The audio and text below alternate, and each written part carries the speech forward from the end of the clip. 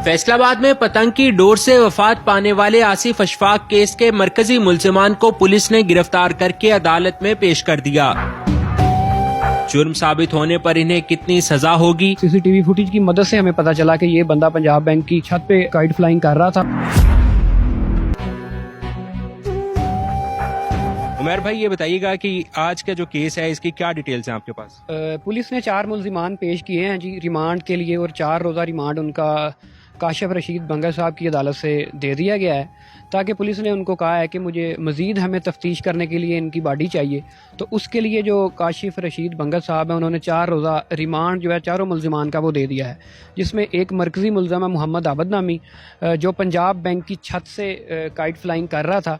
तो वो बतौर जब वो सीसीटीवी फुटेज ली गई वहाँ से और ये सारे एविडेंस इकट्ठे किए गए, तो उससे अकॉर्डिंग टू पुलिस की जो प्रोग्रेस रिपोर्ट है कि वो सीसीटीवी फुटेज की मदद से हमें पता चला कि ये बंदा पंजाब बैंक की छत पे काइट फ्लाइंग कर रहा था और इसकी डोर से ही जो मतवफ़ी है उसका गला कटा गया।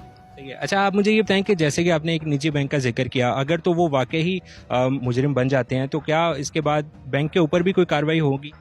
जी बिल्कुल, बैंक के ऊपर भी होगी। बाज़ औक़ात आपने देखा होगा कि छत सरकारी, क्योंकि बिल्डिंग्स हैं वहाँ पे कोई भी बंदा ऊपर से जा सकता है अगर उसकी रहायश साथ है, लेकिन ये उनकी ज़िम्मेदारी बनती थी कि वो कवर करें ताकि वहाँ पे जाके वो छत, क्योंकि इस्तेमाल तो हुई है बेसिकली, अगर वहाँ पे क्राइम हुआ है तो छत भी वो इस्तेमाल हुई है, तो उनसे भी क्वेश्चन हो सकता है। टोटल आपने 4 अफराद बताए हैं, उनमें से मरकजी मुल्जिमान कितने हैं और उन्होंने एतराफ़ कर लिया? जी, मोहम्मद आबिद नामी एक मरकज़ी मुल्ज़िम है जी। वो पंजाब बैंक के किसी छत पे जो वो पतंगबाजी कर रहा था, जिसके बाद पुलिस के इंकशाफ के मुताबिक उसकी डोर जो है वो उसके गले में लगी और जिसकी वजह से उसकी मौत हुई मौके पे ही।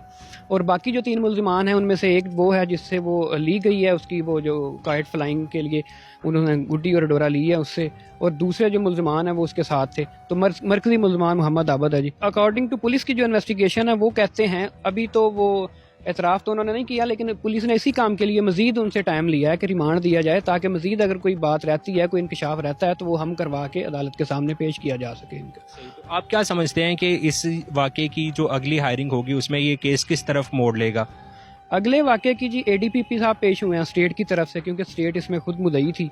तो अब वो मुद्दई जो हैं इसके, और उसके अलावा जो मुतवफ़ी के फ़ौत होने वाले के वारसान हैं उनको इसमें इन्वॉल्व किया जाएगा और उनसे उनकी स्टेटमेंट आया कि ये उनके मुल्जिमान हैं या नहीं हैं। अगर ये उनके मुल्जिमान प्रूफ हो जाते हैं तो, क्योंकि FIR में जो दफ़ात लगाई गई हैं 322 PPC की, 322 जो है वो बताती है कि कत्ल बेसबब, 321 में उसकी डेफिनेशन और 22 में उसकी सज़ा है। सज़ा बेसिकली उसकी दियत है। दियत जो है वो फ़ौत होने वाले के जो वरसान हैं उनको दी जाती है कातिल की तरफ से, और अप्रॉक्सीमेटली वो तकरीबन 65 लाख रुपया बनता है। अगर वो साबित हो जाता है कि इन्हीं की डोर की वजह से उसकी मौत वाक़ई हुई है तो ये इनको देने पड़ेंगे जो फ़ौत होने वाले हैं उनके वारसान को। तो ये चारों मुल्जिमान पे डिवाइड होंगे या सिर्फ मरकजी मुल्जिम पे आएगा? नहीं, वो उस हिसाब से जितना किसी का रोल होगा मरकजी मुल्जिम देगा, और देगा वो जो मुद्दई के वारसान हैं, वारसान उसके जितने भी हैं उनमें डिवाइड होंगे ये पैसे। तो अभी जैसे आपने बताया कि स्टेट अब खुद इन्वॉल्व है, अगर बिल फर्ज हम फर्ज कर लेते हैं कि फॉर सपोज अगर जो मुद्दई फैमिली है वो अगर आगे नहीं आना चाहती, तो फिर क्या ये केस चलेगा मजीद आगे? अगर देखा जाए तो ये जो ऑफेंस है ना जी 322 जो लगाया गया है FIR में, ये कंपाउंडेबल है, इसमें सुलह हो सकती है, और इसके साथ साथ ये नॉन बेलेबल भी है। तो इसमें सुलह के चांस हैं, अगर हो सकती है, कोई चांस ऐसा है, अगर उनको लगा कि ये मुल्जिमान नहीं हैं तो वो ऐसी स्टेटमेंट दे सकते हैं।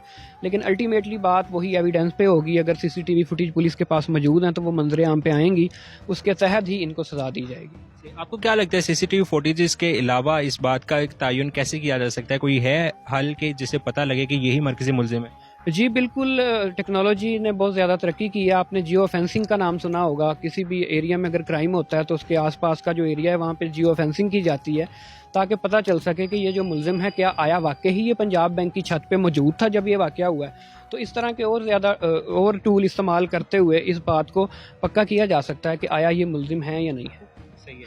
अच्छा, मुझे ये बताएं कि पूरे इलाके में मज़ीद भी गिरफ्तारियाँ हो रही हैं, पुलिस काफ़ी एक्शन में है, इस हवाले से क्या रिपोर्ट्स हैं आपके पास? जी बिल्कुल जी, बहुत ज़्यादा स्टेट एक्टिव हुई है इसमें, और अब तो कुछ दिन से जो FIRs हो रही हैं उसमें ये जो काइट फ्लाइंग के साथ साथ इक़दाम कत्ल की दफ़ात भी किसी तरह घुमा फिरा के लगाई जा रही है। اگر کسی سے جو اور کوئی برآمد ہوتی ہے تو اقدام قتل کی 324 جو ہے PPC وہ اس پہ لگائی جا رہی ہے. الٹیمیٹلی وہ ضمانت تو کچھ دنوں تک ہو جاتی ہے، لیکن کل کو جب وہ کریکٹر سرٹیفکیٹ کی ضرورت پڑے گی ان کو یا کچھ ایسے معاملے کی، تو 324 کی وجہ سے تھوڑا سا ان کو دشواری ہوگی جو یہ پتنگ بازی کر رہے ہیں. اور اسٹیٹ اس میں بڑی ایفیشینٹ نظر آ رہی ہے اور بڑی کوشش کر رہی ہے کہ اس چیز کو کنٹرول کیا جا سکے. اچھا، آخر میں بینگ اے لائر آپ کیا میسج دینا چاہتے ہیں ان لوگوں کو جو کہ پتنگ بازی کو پسند بھی کرتے ہیں اور جو بیچتے ہیں اور جو عام پبلک ہے ان کے لیے؟ ریاست نے تو بالکل اس میں بہت اچھا رول ادا کیا. اس کے ساتھ ساتھ ہمارے بطور معاشرہ ہر انسان کو اس میں رول ادا کرنا چاہیے. اگر کوئی والدین ہے تو اس کے بچے اگر آپ سے کوئی پتنگ مانگتے ہیں، ڈور مانگتے ہیں، تو آپ ان کے ہاتھ سے مجبور ہو کے ان کو لا کے دیتے ہیں اور ساتھ آپ خود بھی اسے انٹرٹین کرنے لگ جاتے ہیں اس ایونٹ کو. تو ان کو روکنا چاہیے کیونکہ یہ خونی کھیل ہے جیسا کہ اس واقعہ نے بتایا ہے. اور اس واقعہ سے یہ لگ بھی رہا ہے کہ آئندہ شاید فیصل آباد کی ایون پورے پاکستان کی عوام جو ہے اس واقعہ سے